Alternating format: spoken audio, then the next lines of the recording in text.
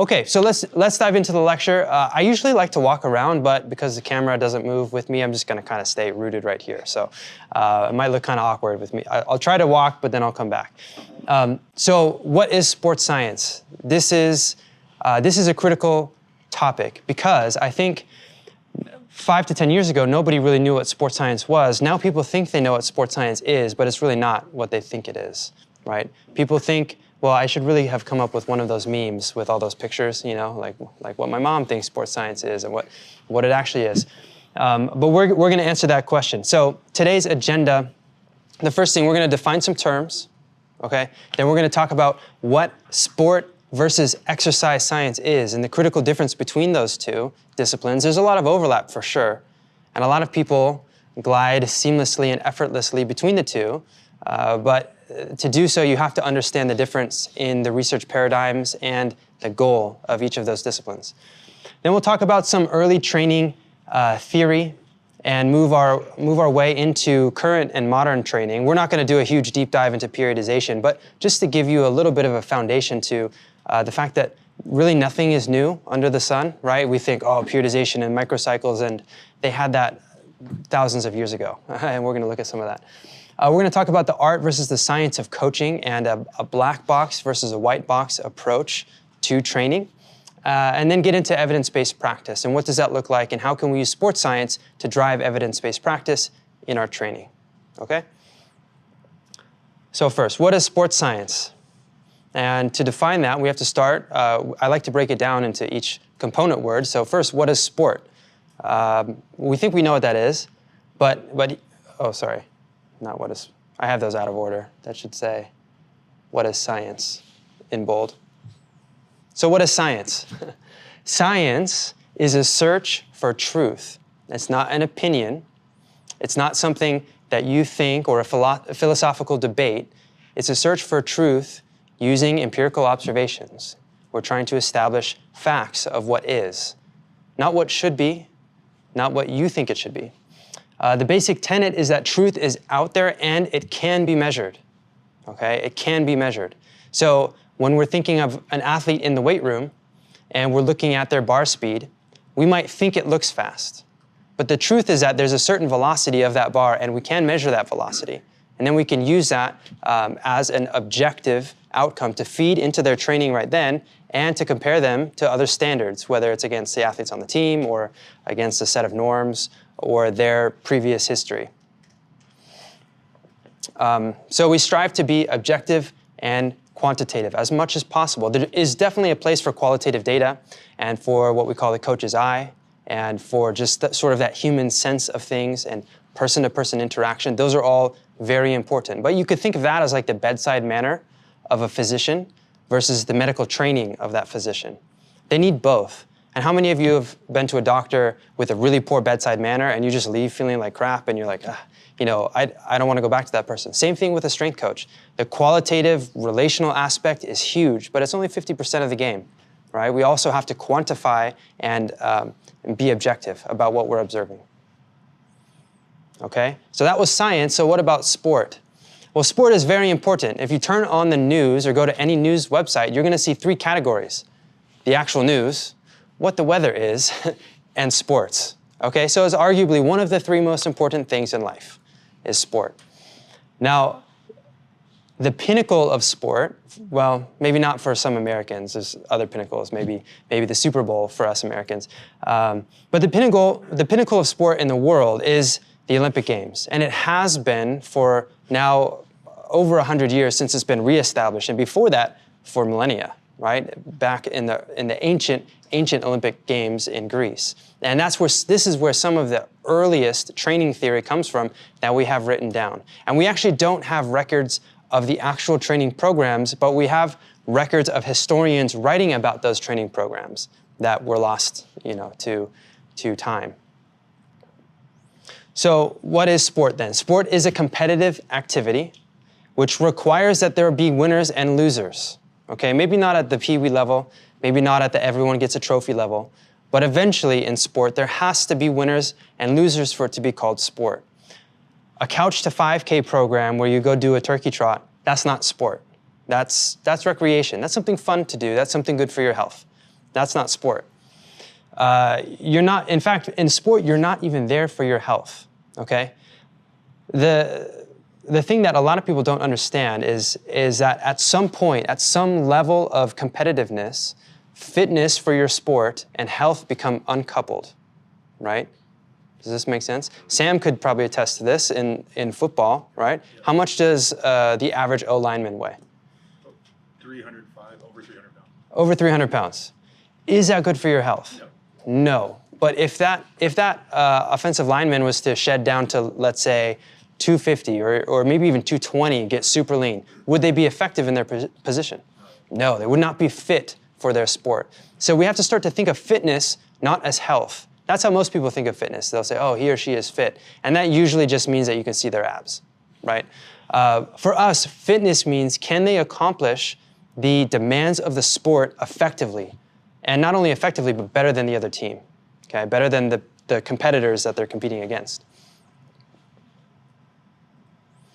Now, so we've defined sports science. We've talked about what is science, what is sport. Now, what is sports science compared to exercise science? Because we have to combine those terms because they mean something different. It's not just the sum of both words. It means something more when you put them together. So I think a lot of us are familiar with exercise science because a lot of us in our undergrad studied in an exercise science program. Exercise science uses exercise and training to further understand biology, and more specifically, physiology. Okay, so they're using training interventions, and then they want to know what happens to the human body because of that training, or during that training, or after a longitudinal training program. What are the adaptations? Now, their primary goal is to make discoveries or to make observations that apply to the general population, okay? Not necessarily to elite athletes. But for sports scientists, we want to use biology, and really we want to leverage all of the scientific disciplines, not just biology, but mechanics and physics is in there, nutrition, exercise physiology. We want to leverage all of the sciences in order to drive sport performance. Does this make sense? So it's just sort of flipping the paradigm on its head. It's an inverse. Exercise scientists use exercise to study biology. We use biology and science to drive sport performance, not always even to study it. Yes, we study it, but as a sports scientist, if you're an applied sports scientist, performance is first. Research, publications, scientific inquiry is second. It's a byproduct of good performance and being a good, careful scientist with good observations and attention to detail, recording, keeping track of your data, et cetera, et cetera.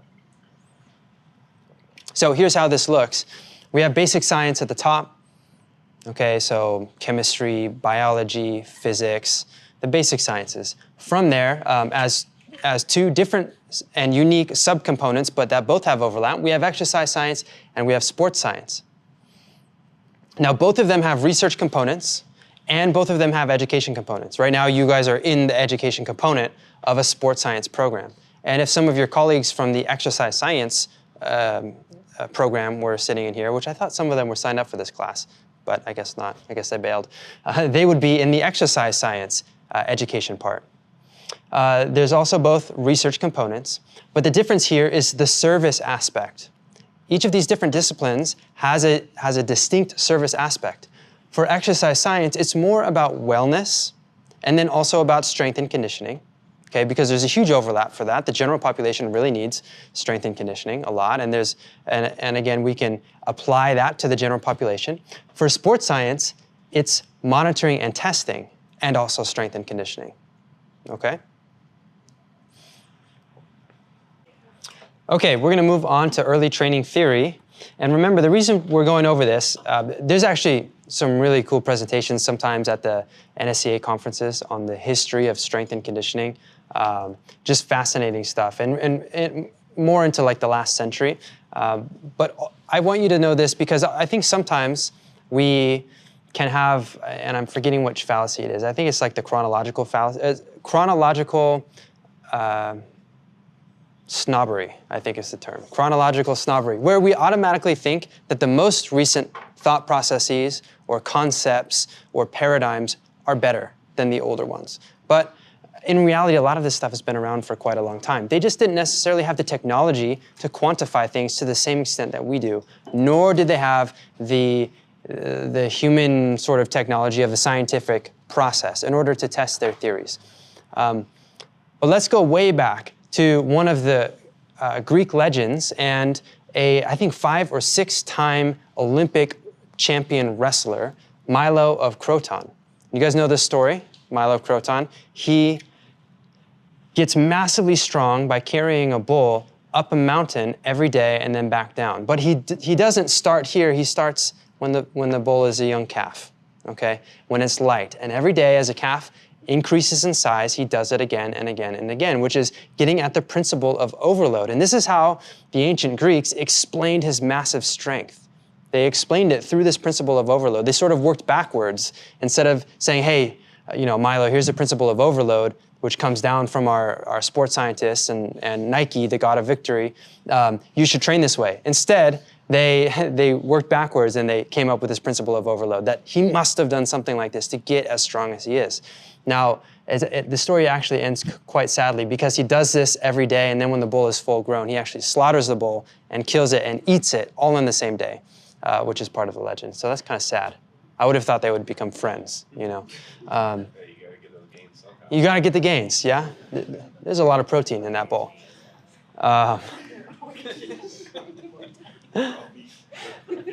Yeah, he actually did eat raw meat in front of his competitors in order to intimidate them, and then he would drink the blood of a bull. So is that where the carnivore diet started? Yeah. That might be the foundations of the carnivore diet. Yeah, the Liver King. Yeah, that dude is Liver King. Yeah. I'm going to edit that out of my video. No, it's just liver. The next is the Roman gladiators, right? And we have this image of gladiators as these like kind of this barbaric sort of ritual where they just kill each other. But actually it was almost like a highly stylized and even a refereed sport. Yes, there was a lot of injury. Yes, there was a lot of death. But not just slaves competed as gladiators. There were also even noblemen who competed. There were professional fighters who competed as gladiators. It was like the present-day MMA if there were also weapons and bigger coliseums and animals that you could fight. Okay, so the Roman gladiators actually came up with the earliest form of the microcycle and early periodization. And again, the actual training programs don't exist anymore, but we have historians who have written about it, and it was called the tetrad system, developed in ancient Greece. And it's a 4-day microcycle. Right? We typically operate on a 7-day microcycle, or maybe a 10-day microcycle if you're weird, or sometimes up to 2 weeks if you really want to spread things out.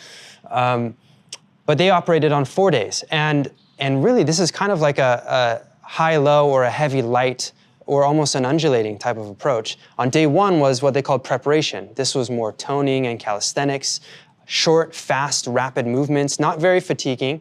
It's some type of interval training where they would move very quickly and vigorously, but then rest, and then do it again on and off.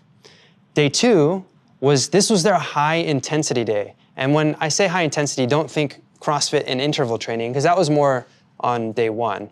It's not high intensity intervals, but it's high absolute intensities. These were where they did feats of strength, and they tested themselves through max efforts. On day 3, this was the restorative day. Okay, so they had a medium day, they had a heavy day, and then they had a restorative day where it was just light movement to get the blood flowing. It was nothing too heavy, mostly focused on recovery. And then finally, on the 4th day, it was more sport specific. This was a moderate effort day where they worked on specific grappling techniques or gymnastics techniques, things that applied directly to their sport after they were recovered. After this, then they would rinse and repeat on this 4-day microcycle. So pretty incredible, right, that they were training using some sort of a logically sequenced, heavy light day approach where the SRA curves, the stimulus recovery adaptation curves, were, they're more or less accounting for that. They're not doing sport-specific skill work when they're really fatigued after the super heavy days. They're not doing 2 really heavy days back to back because they know they need recovery, okay? Now, what they didn't have back then, they didn't have any type of objective monitoring system to tell them whether or not this is actually working for them or how they could possibly tweak this over the long term. Yes, they did keep good records and could look back on them, but they had no way of objectively determining, well, what was the velocity of that athlete? They had no way of timing him unless he raced somebody else. It's just who won, not how fast did you do it.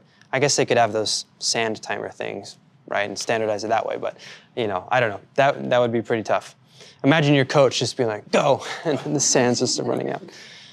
You have 4 grains left. Yeah.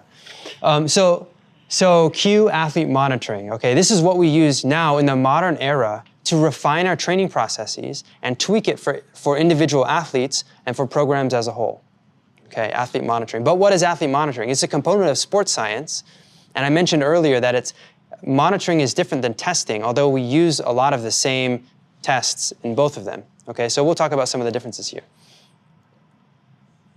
Before we understand why we need monitoring, we have to talk about the role of a coach, okay? And the role of most coaches is, I put myself down there because I wanted to be on the slide. But the other two are Point Loma coaches. I'll just read this to you. A coach's worth. In most university athletic departments, a coach's worth is typically assessed by their win-loss record, or in some sports, such as track and field, by their ability to improve the competitive rank of athletes under their supervision. So in track, you don't have to win everything, but you can move up in the national rankings because it's the most objective of sports. But this is essentially what we call a black box procedure. A black box procedure is where you don't know what's going on inside the box. And if we think of training as a box and the win-loss record as the ultimate judgment of how good or bad a coach is, then really we have no idea what's affecting that win-loss record and what's affecting our evaluation of the coach. And here's what it looks like. We have an input, which is the previous win-loss record. We know what they did last season, okay? And we have athletic preparation, which is driven by the coach, and we expect the coach, we pay that coach to prepare the athletes. And we say, coach, you're a coach. You should, be the expert in this. Prepare your athletes in order to improve their win-loss record. And then we see the results. This is how, for a long time, most of sport worked. And it's still how it works, in the absence of any type of monitoring or data collection, okay? And I think you guys can see the problems with that, yeah? Yeah, you can't exactly look back on last semester or last year or last season and have any objective changes or tweaks. Sure, the coaches probably keep records of things, and the best of them do, and they keep meticulous records, but you can't translate that to other people, or other people can't look in. You can't have other stakeholders or other people as part of the support staff speak into that if you're not objectifying all of your data. So then, in order to counteract this, we have to take an evidence-based approach. So the evidence-based approach in sport training has 3 primary aspects. The first is an ability to find and read and critically analyze scientific and coaching literature. Okay? Coaches need to be educated. They might not go and read the primary articles that are coming through in the scientific journals, and that's totally fine. But should they at least be reading coaching textbooks or the coaches magazines or the coaching publications? Yes. Should they at least know some semblance of basic physiology and the human response to training? Yeah, probably. That would be a good idea. So that's the first part of an evidence-based practice. And even better yet, what if the coach was partnering with a researcher or a sports scientist, somebody in your shoes who has been trained to understand the literature, who can comb through it, say, hey, coach, there's this, here are some really good evidence-based, scientific, rooted in scientific principles, training practices. Let's look at how we can start adapting some of these into the training program. And let's see which of the ones we're already hitting as well. Number 2 is the development and initiation of a sound monitoring program. Okay, feedback from the monitoring program will provide evidence of program efficacy. Is your training doing what you think it's doing? Are those heavy back squats the day before the game really making you stronger for the game? Or does the monitoring data say otherwise? right? Does that period of hypertrophy training right before the season start actually make the athletes stronger? Or does it just depress all of their neuromuscular indices of readiness, okay? Should we maybe pull that hypertrophy phase back and put a strength phase in between there, a strength power phase before the season, right? A monitoring program can tell you all of these things. Is one of your athletes perhaps under too heavy of a workload, and are they no longer adapting to the program even though everybody else is? A monitoring program can reveal that to you. And third is an ability to initiate and complete additional research when necessary, but research should really have air quotes around it because not all research needs to be published from a sports science point of view. If you are a coach or a sports scientist who's taking notes, looking back at trends, doing some rudimentary statistics, and making decisions based off of that, you're doing research. You're doing in-house research that will drive the performance or the training and then the performance of your athletes. So here's what it looks like currently at Point Loma. This is our athlete monitoring conceptual model. This was adapted from Dr. Stone's work. So we have training, we have monitoring, and we have research. Notice that everything is labeled and everything is accounted for. Okay, this is an idealistic goal. We're not quite here yet. But we've made really big strides toward here from the black box approach previously. We have in green the athlete, of course, this is all centered around the athlete. It's an athlete-centric model. We have all of the inputs, not only the training stimulus, which comes from the sport coach, but also outside stressors, which we have to account for, as well as other training stimuli from the strength and conditioning coaches. Okay, those are the training inputs. Now the outputs, we break them down into some different categories. Performance assessments, training volume, mood status, fatigue status, and health status. All of these can be measured, whether it's through a test or a questionnaire, sometimes through qualitative data, but they can all be measured so that we know what is the actual effect of these training stimuli and the outside stressors. That's where the sports science staff comes in. We collect the data, we run the tests, we collect the data, and we analyze it and interpret it.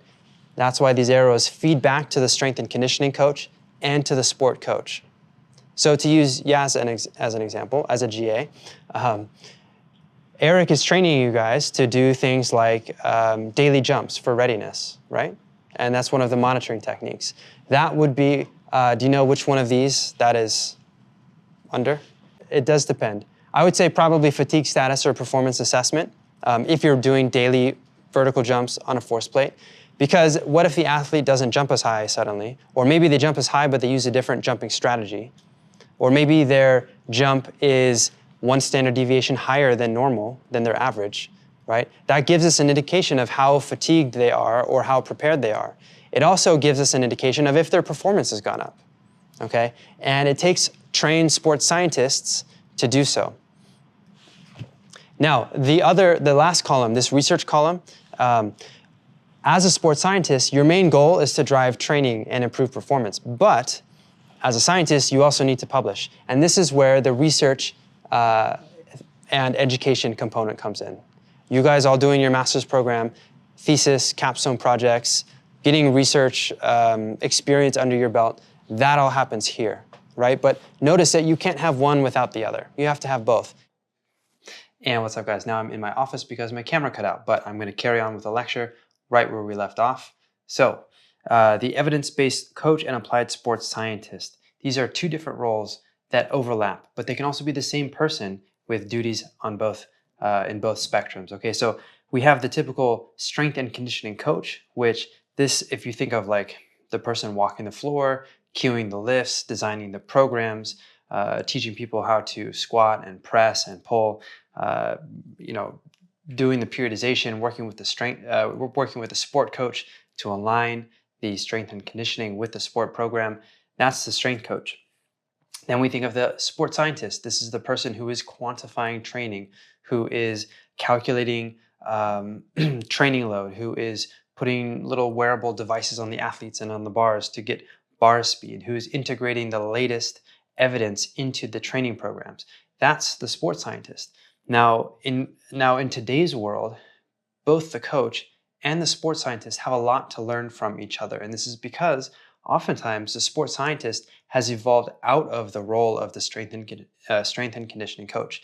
You have strength coaches who are very smart, very analytical, and they're thinking, how can I continue to improve what I'm doing here in the weight room with these athletes? And they've turned to new technology, new statistical methods, or some of them old statistical methods that are new to the strength world, in order to run data analyses on their the sets and the reps and the volume load and the training loads, and to essentially fine tune the training of their athletes so that they can achieve peak preparedness with lower levels of fatigue, so that they can target certain fitness characteristics in a more evidence-based way, in a more nuanced way. And then at the same time, you have sports scientists who, for all intensive purposes, these are like the data nerds and the technology geeks who, they might not be able to translate what they know very well to sport and to athletics, except for that they also have a penchant for coaching, and for maybe they were athletes themselves. So essentially, we see like these two ends of the spectrum where there's a lot of crossover. The coach can adopt these evidence-based sort of sports science practices and tools, and the sports scientist has to be able to speak the language of the coach and have a good coach's voice and a good presence in the weight room or on the field. And oftentimes, you can play a dual role as a sport performance professional. If you have a good coaching presence and you have the sports science tools and abilities and experience, you can do both. Up until about 5 or 10 years ago, both of these roles were often accomplished by the same person. There was not enough money in the budget, nor was there recognition of the need for a separation and for specialization in each of these categories. Now we're realizing, and most organizations are realizing, hey, we need to enable the coach to do their job with the tools of the sports scientist to allow them to take a more data-driven approach to their coaching, but let them focus on coaching. And at the same time, in order to accomplish all of the roles that a sports scientist needs to accomplish, they can't also be spending 10 hours a day on the floor with the athletes and still be expected to get those data reports back to the head coach. There is a need for both of these roles in sport, but it's important for young professionals in sports science and in sport performance to realize that there's a lot of overlap. Now, ideally, it works best when both of these people, the strength coach and the sports scientist, can speak the same language, and that's why it's so important to have overlap in these skill sets. The strength coach should know how to run the force plates and know which tests are most important to run and how to interpret the results. The sports scientist should be able to walk around the floor and give cues during the tests, and know what a good vertical jump looks like, and understand good squat technique, and understand the programming and periodization schemes that the strength coach is using. So now we've taken this black box approach and we've made it transparent, or more of a white box approach, where we know all of the inputs that are going into the training plan. We have outside stressors, which are quantified through things like mood questionnaires. We have training load, which we can quantify with either session RPE or GPS data. We have the training methods that the coach has been detailing all along and that we can look back on longitudinally and see the history of these athletes' training. We have the previous win-loss record, which of course has always been publicly available, but that is added in there as well.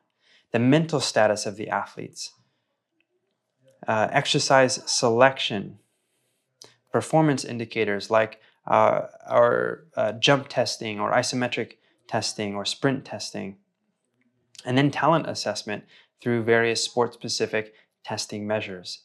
And all of this leads to us knowing exactly what is inside of the box. So we've gone from this black box approach and now to this white box transparent approach where all of the stakeholders can see what's in the box, and we can make tweaks and adjustments to it for the next season and for the next game even. We know what we're doing, we know the inputs, we see the outputs, and so we can adjust accordingly. So what is sports science? Sports science is leveraging all of what we know in the scientific processes, biology, physiology, mechanics, anatomy, nutrition, strength and conditioning science, leveraging that to drive sport performance.